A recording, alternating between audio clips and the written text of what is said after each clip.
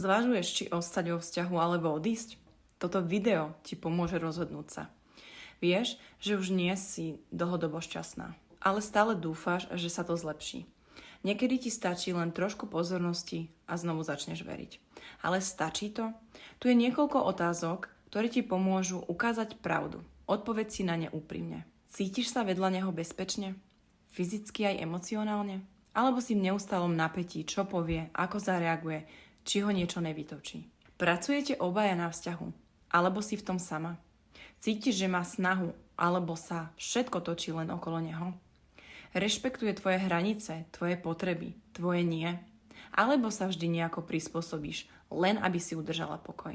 Cítiš sa žiadaná, vnímaná ako žena? Dotýka sa ťa s láskou, prejavuje ti náklonnosť, alebo sú medzi vami mesiace ticha? Viete sa porozprávať aj o zraniteľných veciach, alebo riešite len čo treba nakúpiť, vybaviť, prežiť? Cítiš k nemu úctu? Cítiš úctu k tomu, kým je? A máš pocit, že on ťa naozaj pozná? Alebo máš pocit, že hráš rolu ženy, ktorá sa prispôsobila? A teraz tá najdôležitejšia otázka. Ak si predstavíš, že sa rozídete, čo je tvoja prvá myšlienka? Nechcem o ňo prísť. Nezvládla by som to sama. Nechcem, aby to ublížilo deťom. Bojím sa zostať sama. Ak tvoje odpovede boli prevažne bolestivé, alebo si v nich necítila nádej, je čas sa pozrieť nie na to, či on sa zmení, ale čo v tebe spôsobuje, že sa bojíš pustiť niečo, čo ťa vyčerpáva.